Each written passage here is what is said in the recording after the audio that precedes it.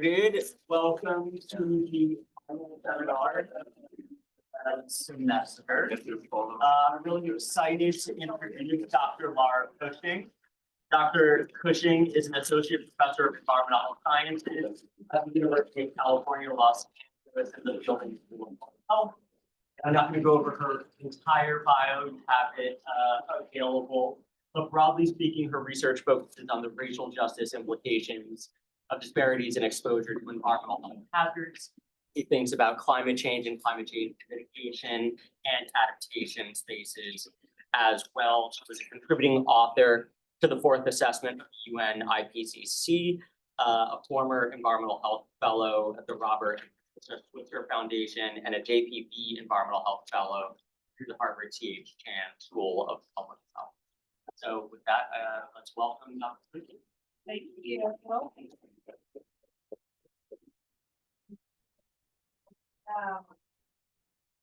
Thanks so much for the kind introduction and the opportunity to share a bit about my work.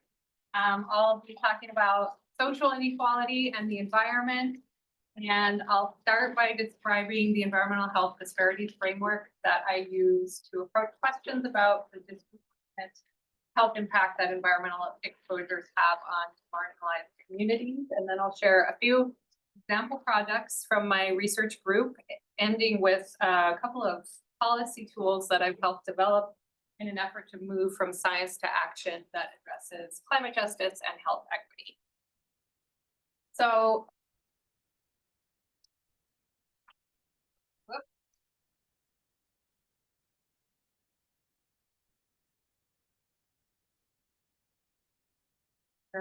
pointer thing. Maybe I can just use that. Yeah. There we go.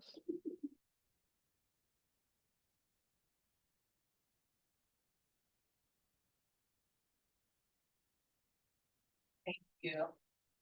So before I embarked on a career in academia, I worked as a community organizer on issues of environmental justice. And in that role, and now as an environmental health scientist, a scientist who often collaborates with JPB research, one of the most common questions I get is something like this: how does the factory next door affect my health, right? And you can substitute different environmental health hazards for the word factory here. So some examples from current and former projects that I've worked on would be oil rigs in the Inglewood oil field, the nation's largest urban oil field in Los Angeles. Or I'm working there now on a community health assessment project in the middle, agricultural sources of pesticide in drinking water in the San Joaquin Valley in California.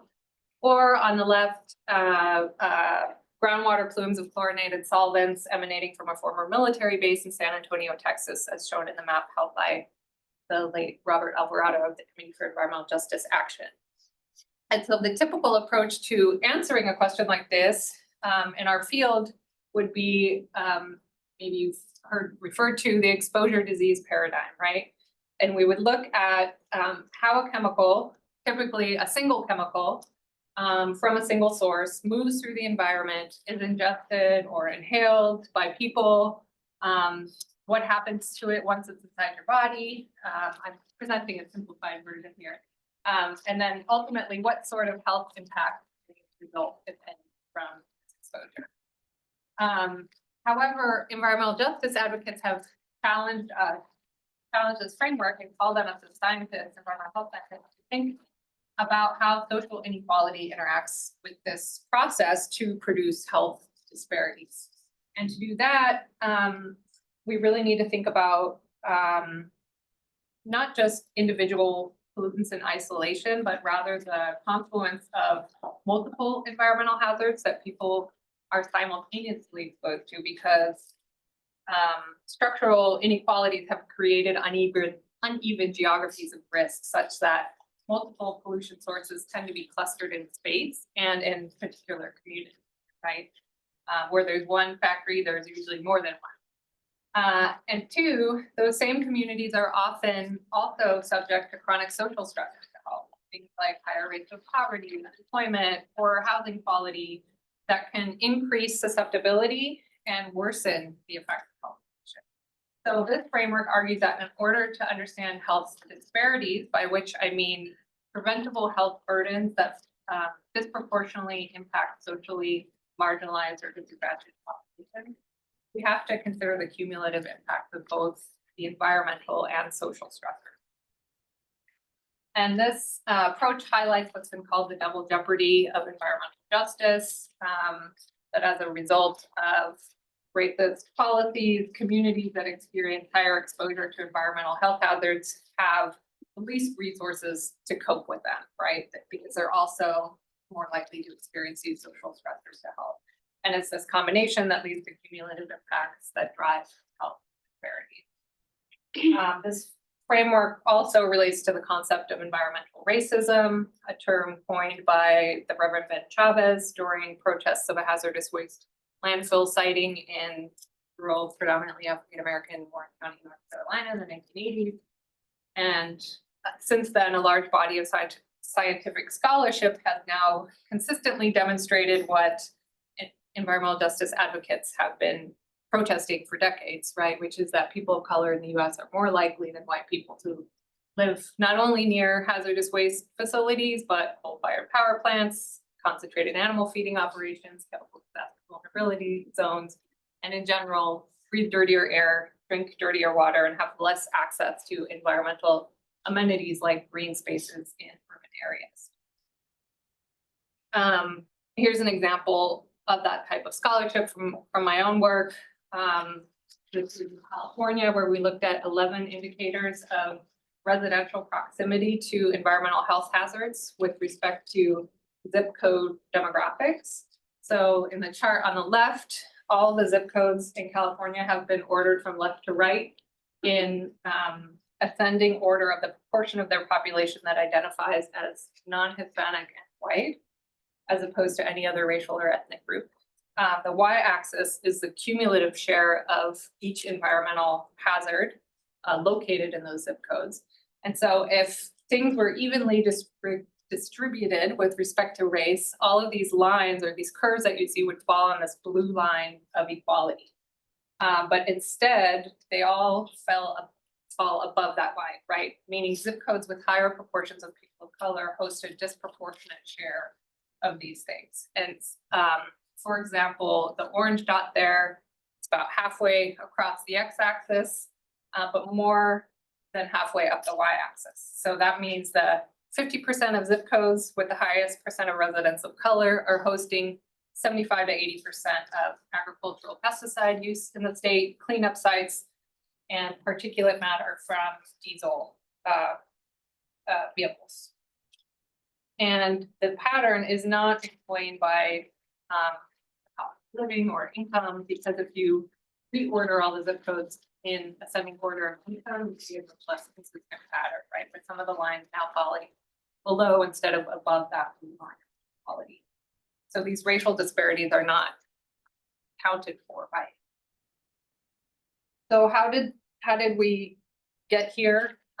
What accounts for these disparities? The offset is one of many structural determinants of environmental disparities and the racial residential segregation that we see across US cities. Redlining, how many people have heard of redlining? Everyone, okay.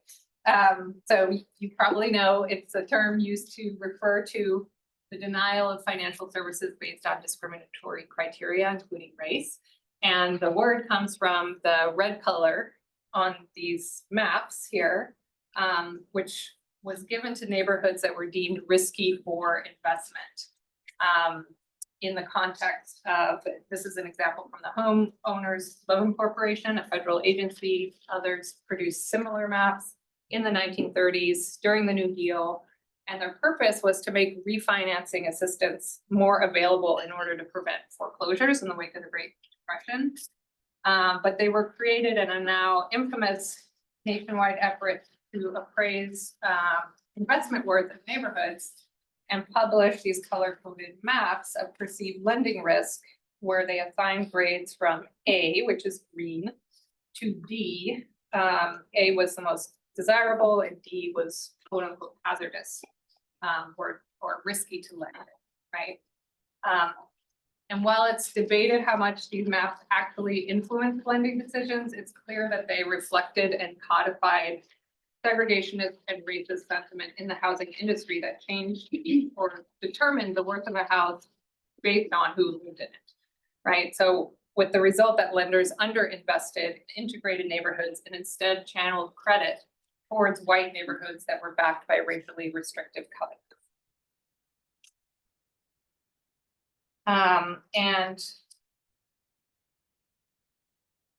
The appraisers note that accompany these maps show the role that race played when designating the grades. So when they were made, LA was experiencing an oil boom and had recently grown into the 5th largest city in the country and one of the most segregated cities in the country. Most people think, when they think of LA, they think of Hollywood, but the oil came first before the movie stars. And as Daniel Cummings shows in this paper called Black Gold, White Power, appraisers considered oil development a detriment to property values because even then they recognized it's probably not good for your health to live next to an oil derrick, but only when combined with the presence of people of color. So for example, this integrated community of Wilmington was given a grade of D and redlined because the appraisers noted that the whole district has been literally engulfed by oil wells. And there's an infiltration of quote unquote subversive elements that's rapidly increasing, by which they meant non-white US born residents, and making the neighborhood, the future residential desirability of the neighborhood quote unquote non-existent. If you instead look at El Segundo, which was literally a company town funded by Standard Oil, they were given a grade of C because while there was still the derogatory influences of oil wells, refineries, and tank farms, there were deed restrictions in place that prevented the sale of homes to non-white families. And you see this reflected today. Wilmington is low middle income, 80% Latino, hosts 5 oil refineries and the highest density of oil wells in the county. El Segundo is 80% white and relatively high income compared to the rest of the county. Do you know what year those quotes are from? They're from the time the maps were made, which was the early 30s. Yeah. And looking nationally, this analysis by David Gonzalez and colleagues at Berkeley reveals that oil wells continue to be disproportionately cited in red line neighborhoods.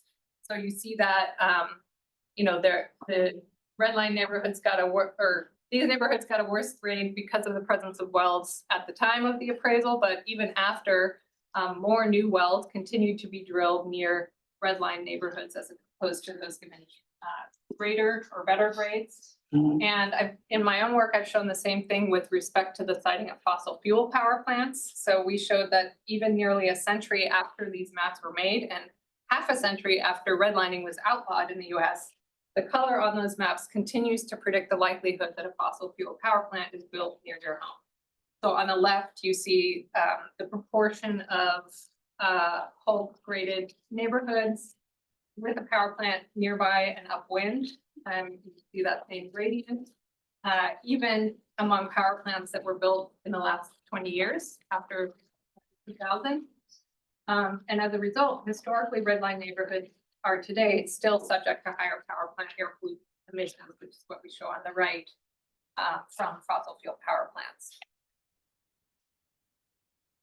In a review paper with Diana Hernandez and Carolyn Swope from Columbia, we found that over 24 studies have now shown historical redlining is associated with a wide range of adverse health and environmental conditions, including the things listed here. And if you're interested in this, we provide kind of a conceptual framework for understanding how redlining continues to contribute to these present day disparities. So I haven't even mentioned climate change yet. This is supposed to be a climate change and health seminar. So, unfortunately, climate change is likely to exacerbate all of these disparities, right? We all share one atmosphere. We're all experiencing climate change, but not everyone is affected to the same degree. your vulnerability really depends on your resources to mitigate, cope with climate extremes, as well as the built environment and the infrastructure of your community.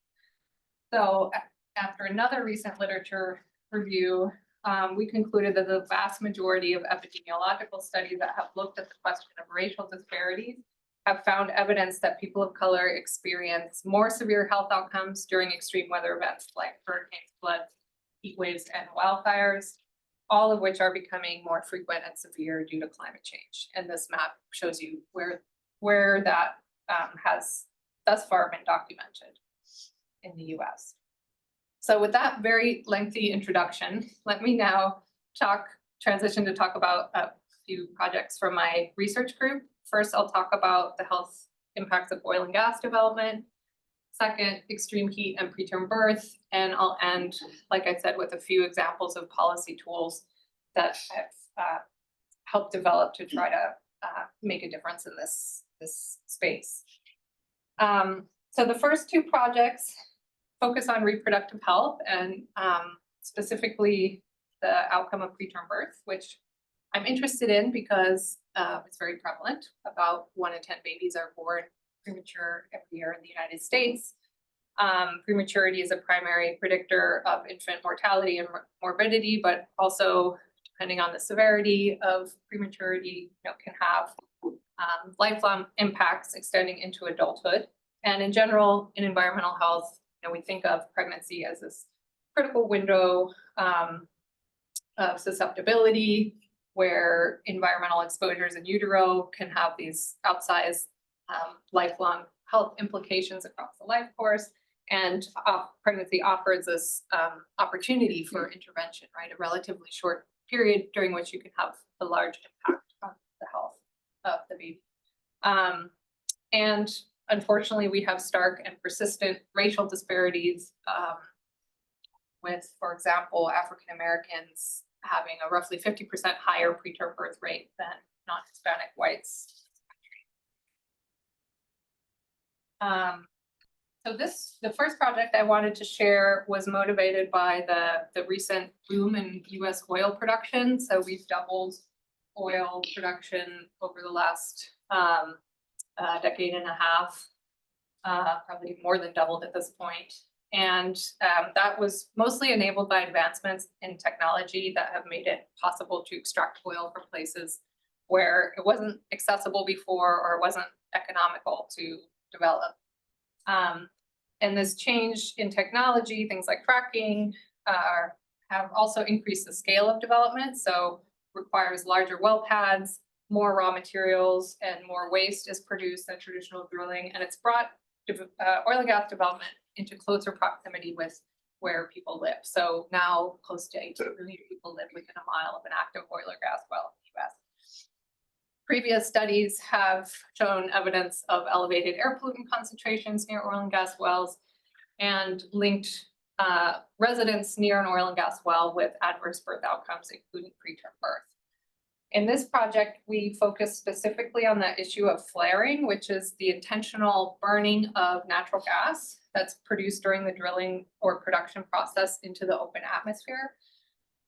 Unlike flares that maybe you've seen driving by a refinery or another manufacturing type of facility, those are usually used as emergency safety measures. But in this context, these flares are operated continuously as a form of routine disposal of gases that are produced along with the oil. And depending on the type of flare and how they're operated, they can release various air pollutants that have been linked to preterm birth in other contexts. So we did a study in the Eagle Ford Shale region of Texas, which is widely considered one of the most profitable oil producing shales in the country. It encompasses some of the poorest counties in Texas. It's a pretty rural area. And flaring is very common here. So they don't have the infrastructure to capture the natural gas and bring it to market or use it on site. So they just burn it off, which has contributed to deteriorating air quality in this region. But it's largely an unregulated practice, and there's not a lot of data about what's happening. So we turned to satellite observations to measure the degree of flaring using something called the Night Fire product from VIIRS, from a NASA NOAA satellite. And this instrument, this infrared imaging radiometer, can be used to detect heat or combustion sources at night. Because its flaring is actually so prolific that it's visible from space. And so we did some things we filtered based on temperature and did some spatial clustering procedures to try to remove aberrant observations and be more confident that these observations were picking up flaring as opposed to other potential sources. There aren't many potential other sources in this area because it's, as I said, very rural, so there's not a lot of industry here. And then we used administrative birth records from the state of Texas over a 5-year period to construct a retrospective cohort. You can see it's predominantly Mexican-American community, about a quarter are immigrant parents.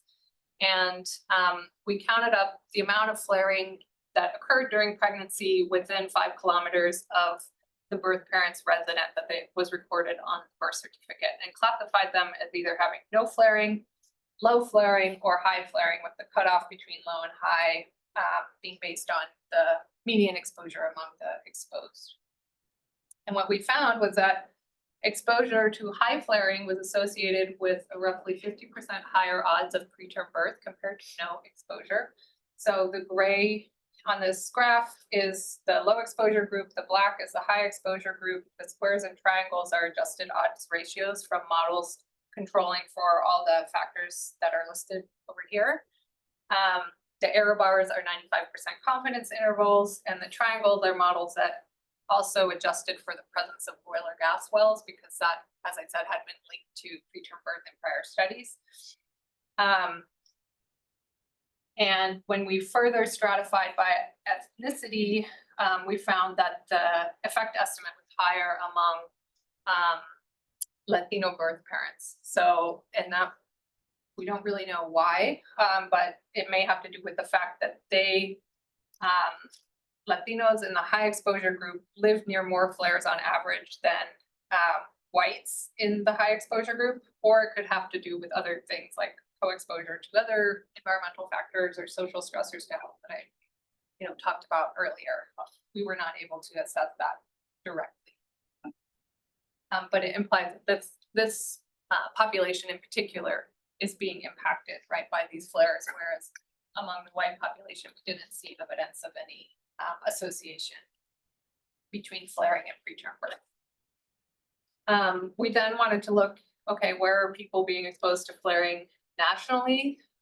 So we use the same VIIRS data and a asymmetric mapping approach that disaggregated population data from the census to kind of a finer geographic scale to estimate that about 500,000 people live within this same 5-kilometer distance of flaring from oil and gas. And 80% of flaring is happening in 3 basins. And in all 3 of them, people of color are more likely to be exposed to flaring than their white counterparts.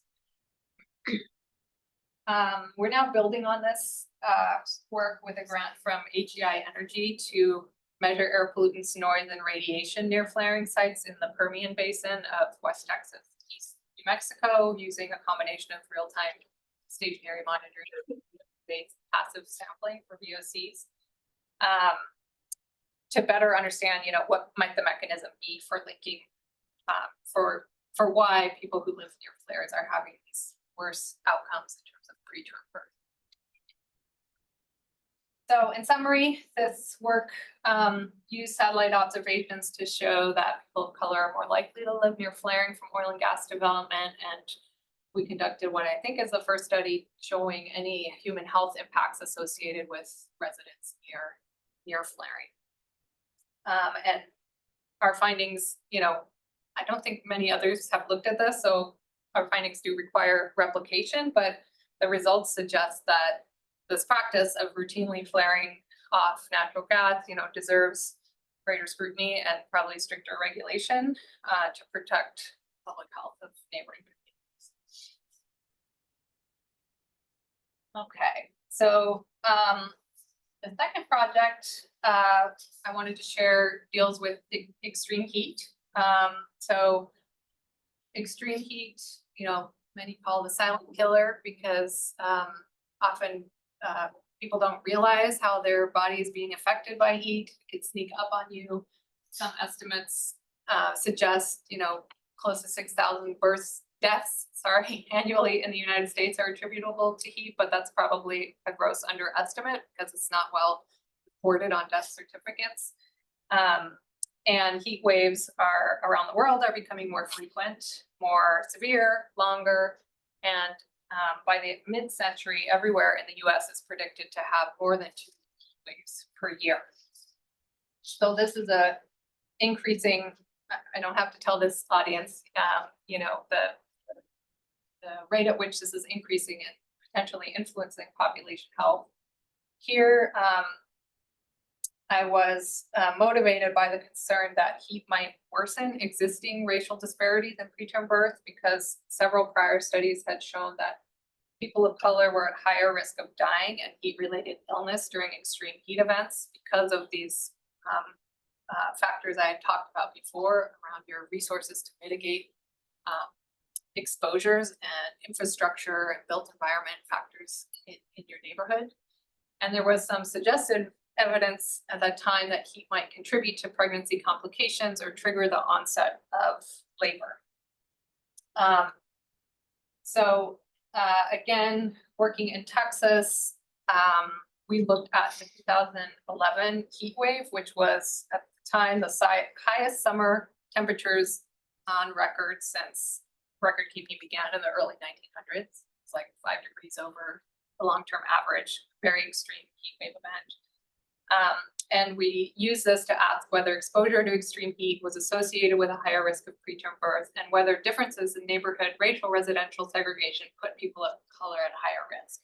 And the second question really arose from prior work in which we had shown that African-American, Asian, Latino populations were more likely than whites in the US to live in neighborhoods with not very much tree canopy and a lot of pervious surfaces that trap heat and result in kind of these intra-urban heat islands, which we also found were more prevalent in more segregated cities. So applied a lot of similar study design to the previous study I shared, focusing this time on Harris County, which is where Houston is located. Looked over a 5-year period using administrative birth records and focused on acute daily exposures for up to a week prior to birth based on prior studies. Looked at both dry bulb and apparent temperatures using the closest weather station and estimated the risk of preterm birth versus staying pregnant using survival and health. And what this chart shows is similar to the last one. These are now hazard ratios and 95% confidence intervals from models looking at daily temperature between 7 and 1 day prior to birth. And we found that the 1 day prior to birth had the strongest association and estimated a 15% increased risk of preterm birth the day after extreme heat, which didn't vary much based on how we defined extreme heat weather on the basis of apparent temperature or dry bulb temperature or absolute cutoff or a relative cutoff metric. And what was even more concerning was that we saw stronger associations earlier in pregnancy. So when censoring at 37 weeks, which is what constitutes a preterm birth, we get that 15% I showed you previously. But if you censor at earlier gestational ages, we found that 3 times higher risk on following extreme heat days as compared to low temperature days among the extremely preterm births. We also saw stronger associations in segregated neighborhoods with higher concentrations of racialized poverty. So I used an indicator called the index of concentrations at the extremes or ICE. to identify neighborhoods with more people of color living below the poverty level. And it was in those neighborhoods that the impacts of heat on birth parents were more severe. So that's quartile Q2 and Q1 on this chart. These are just quartiles of ice. And so again, you see the 15% effect estimate overall there on the left, and then on the right, that goes up to 30% in these segregated neighborhoods. So in summary, this project added to the now pretty large body of literature that's showing an association between extreme heat exposure during pregnancy and preterm birth. In our case, this is a highly acclimatized population where people are used to being very hot and nearly everyone has air conditioning, right? But we even saw an effect there. And risks were higher early in pregnancy and in neighborhoods with the greatest concentration of racialized poverty, which suggests two things. Climate change will likely worsen racial disparities in preterm birth, but also that focusing, we saw, statistically significant evidence of interaction suggesting that focusing on neighborhoods, segregated neighborhoods, during an extreme heat event would prevent the most preterm births in the future. Okay, so, all of this research took an agonizingly slow amount of time. But communities, of course, want action now, right? So how can we leverage existing scientific evidence to facilitate timely interventions, informed decision-making that can actually begin to try to address the legacy of environmental racism?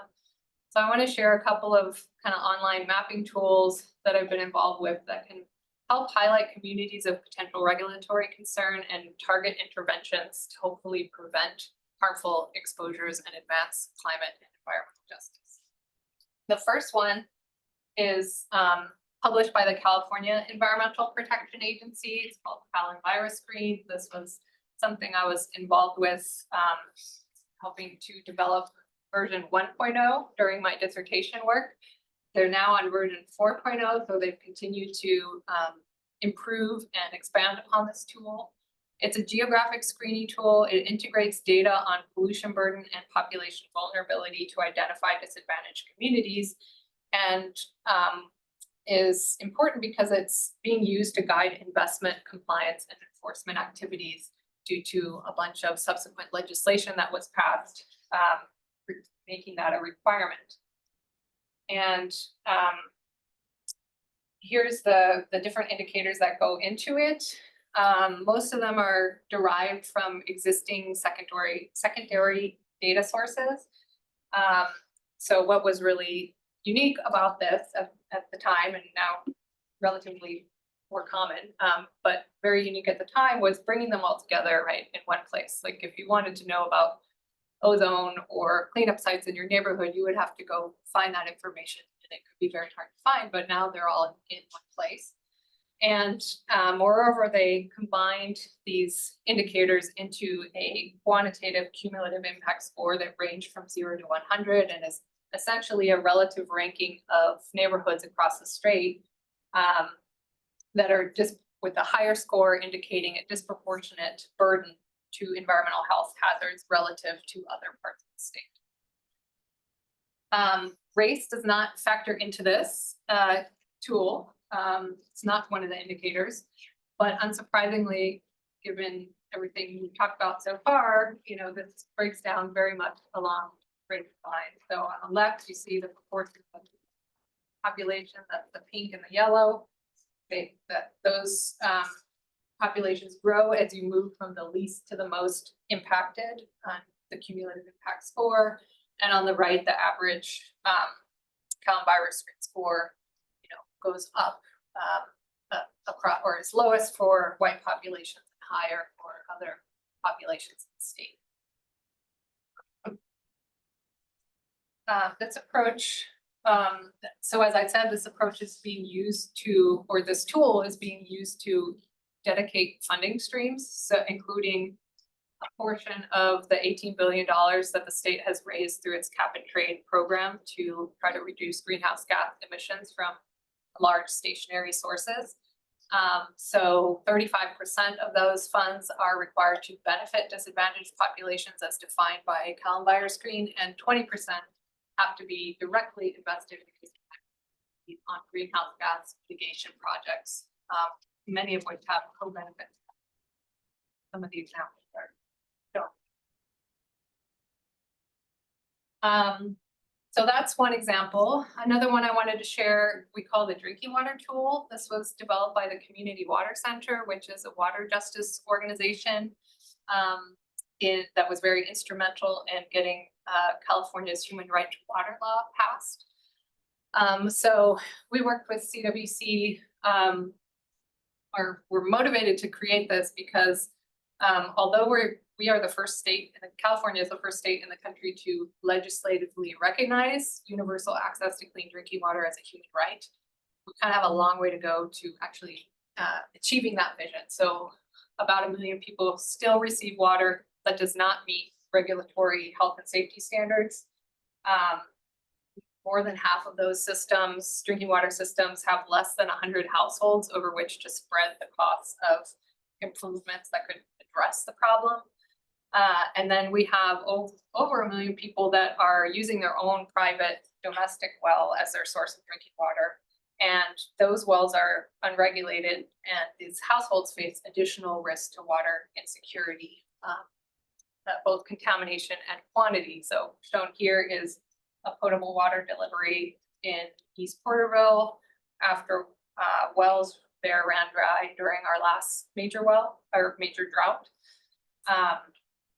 And observers have remarked that in the most prosperous state with the richest nation in the globe, there are towns where obtaining drinking water is still an everyday adventure. And due to climate change, that's unlikely to improve, right, as droughts continue.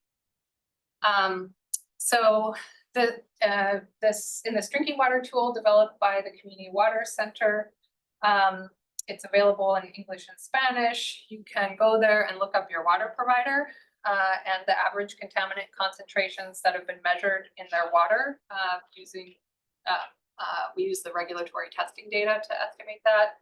So for example, the map on the left, there's over 200 water providers in Los Angeles County. So you and your neighbor can have very different water quality. And this is showing that, several of them are above the maximum contaminant level, the regulatory standard for 123 TCP. And for domestic well users, you can look up estimates of groundwater quality in your area. And we have some projections around the number of wells that might fail under different drought scenarios that you can toggle between. And we use these data to show that both customers of community water systems and domestic well communities, in both of those populations, drinking water contamination risks are higher for people of color. And this data has been leveraged by advocates to help ensure that domestic well communities are accounted for in some of the groundwater sustainability management plans that are required in the state. And the methods we developed help inform the state's approach to allocating resources from the Safe and Affordable Drinking Water Fund to support underperforming community water systems. Okay, and I have one more. I know I'm running tight on time here. So the last tool I wanted to share comes out of a project called Toxic Tides, where we're focusing on projecting future flood risk at hazardous sites due to sea level rise. So by the end of the century, 90% of the coastal US is projected to experience elevated water levels on a daily basis that we used to see only twice per century.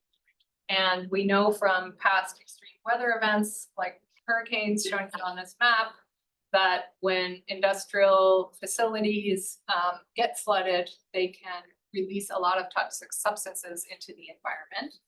So that's what kind of motivated this project. And as an example, Hurricane Harvey resulted in over 10 million pounds of air pollutants being released from industrial facilities. That's something we estimated in this paper here, led by my PhD student, Ali Barbarian. So for this project, we compiled information on about 30,000 different types of hazardous sites that use, store, or emit toxic substances, so things like power plants, refineries, industrial facilities, concentrated animal feeding operations, sewage treatment plants, Superfund sites, etc.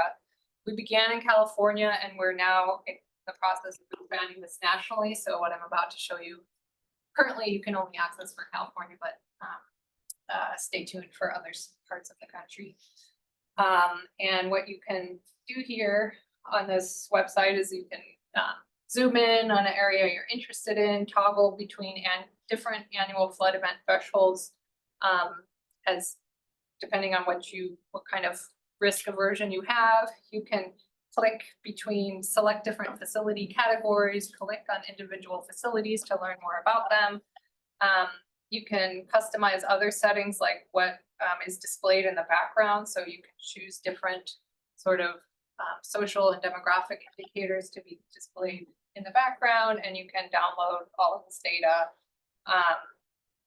And this one's also available in Spanish. And in publications resulting from this work, we estimated over 400 sites at risk of flooding by the end of the century if we continue on our current trajectory of greenhouse gas emissions, and that they're disproportionately located in disadvantaged communities with higher proportions of renters and linguistically isolated households that may be more affected during a flood event.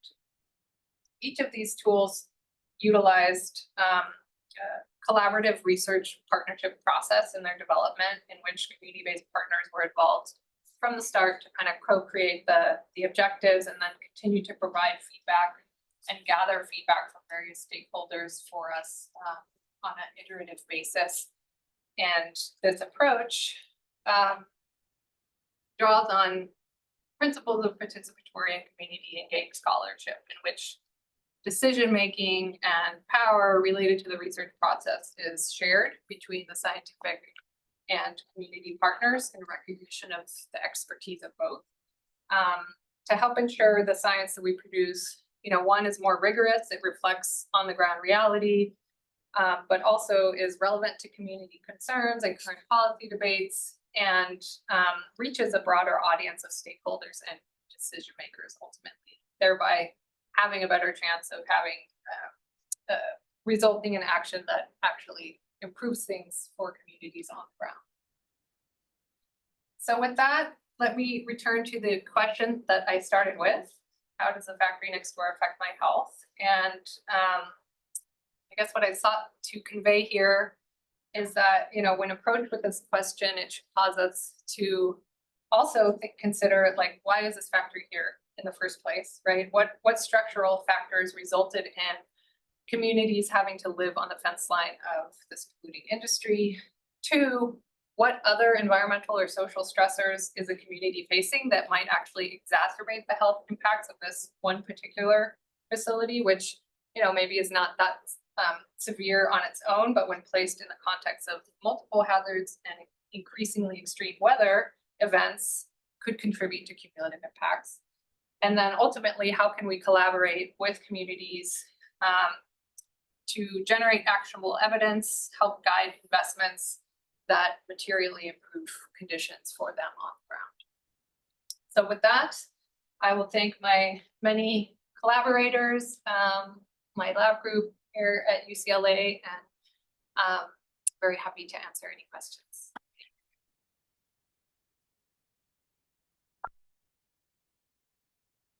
How does one go about developing these tools in an area? Are you using like ArcGIS or? Yes. And also, how do you you talked about, like farming practices and like what effects that would have for flooding. How do you quantify that? The effect of farming practices on flooding? Yeah, just like, what pollutants that would contribute, how far those spread.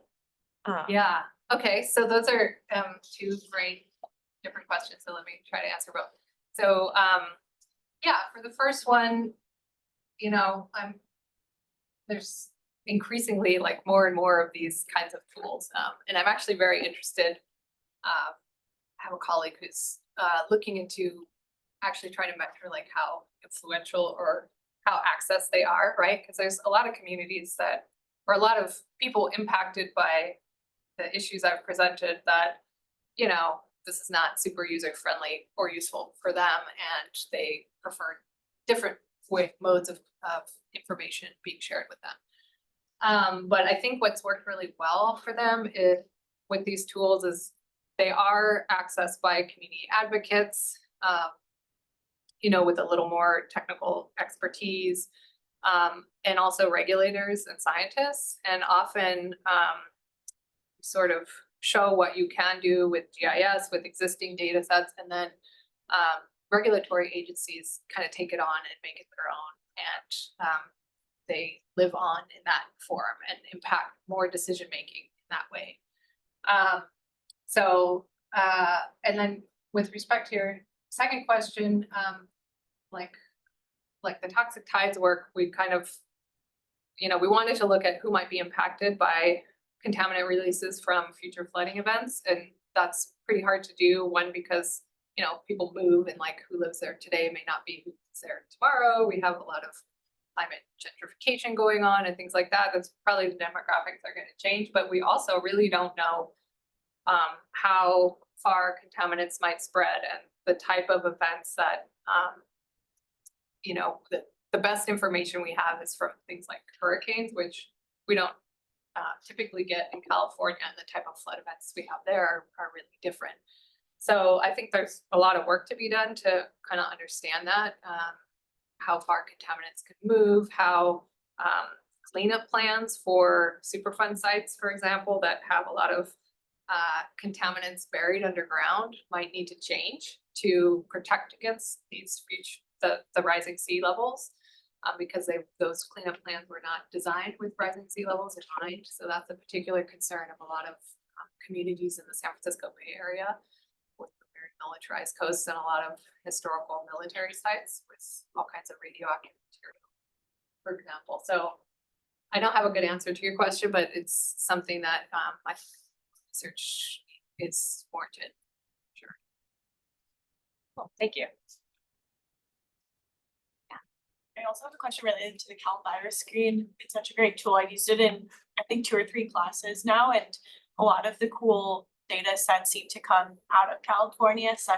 I don't know, it's a big state with a lot of resources and pretty blue and very progressive. So I'm curious if when you were developing, if any other states came to you for kind of guidance on how to implement a similar tool in states where it will be more difficult to implement, or do you know what I'm saying? Yes, yeah, definitely. Great question.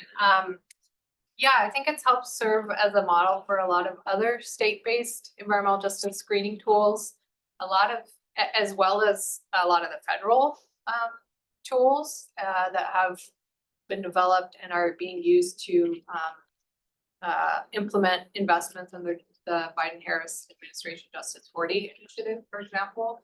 So there's a lot more now available for other parts of the country. And a lot of the data is available nationwide, but there are some major gaps, like pesticides. I think we're the only state that routinely collects data on agricultural pesticide use. And we have a lot of good data on air pollution, but drinking water is catching up. We don't have less about that. And then there's some hazards that we really have very little data on. And so that's always a challenge, is that they're not well represented in these tools. But hopefully it will be better. I don't know if that answered your question. I have a question about, like, versus all the studies in studying association instead of sort of group. And second is, I have some question about your course. Like the first one is about, like, you have like category like 1, 2, 3, 4 about the fossil fuel cats. I thought there's a big drop like between the before 2000 and after 2000. Is that because the increase of the communities, or is the less plastic? Okay. And also some like confidence intervals have a really like large confidence interval for Yes. some. Is that because of sample size, or is something? Okay, let me go back to the. Okay, or maybe not. That'll take a while. Oh no, I don't want to stop on this one. We'll all get dizzy. Okay. So your question about the power plants and the redlining grades, you were asking about why the proportion of neighborhoods got smaller after 2000 relative. Yeah, so that has to do with kind of how we built out our electrical power grid. So at the time the maps were made, there were very few fossil fuel power plants. And then over the next 60 years, we built a lot of them. So you see more power plants being built and those bars are higher.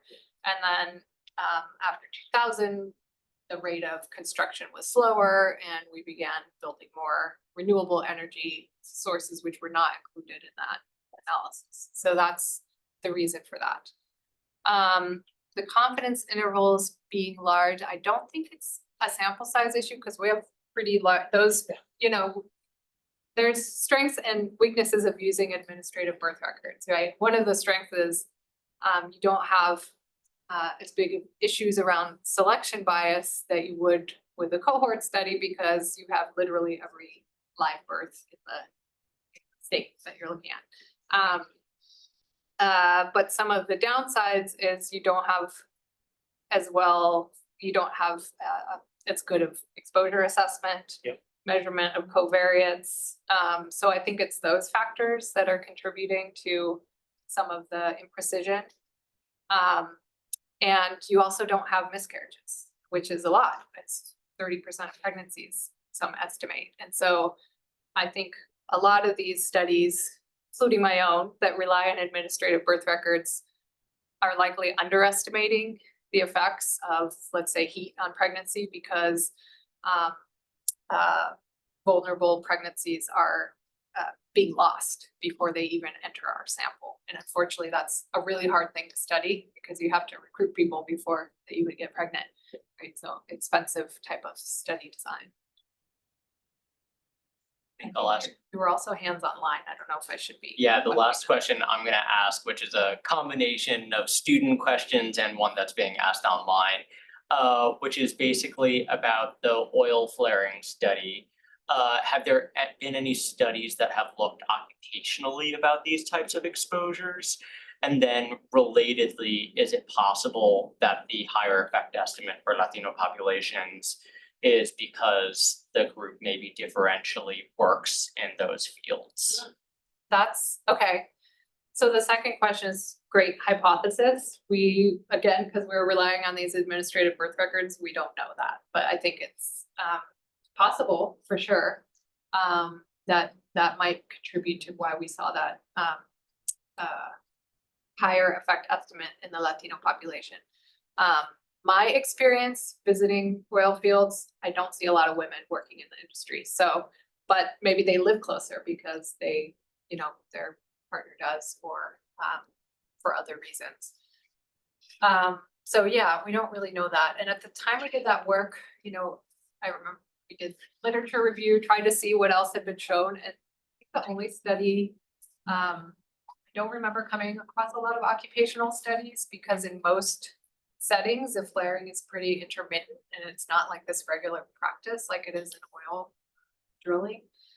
The only study I remember seeing was on sheep and like sheep were, or maybe it was cows, were like dying at higher rates in some of these flaring areas. So it's really kind of a under the radar practice that's more done in rural areas. And because of that, I think just hasn't been as well studied. Well, thank you very much.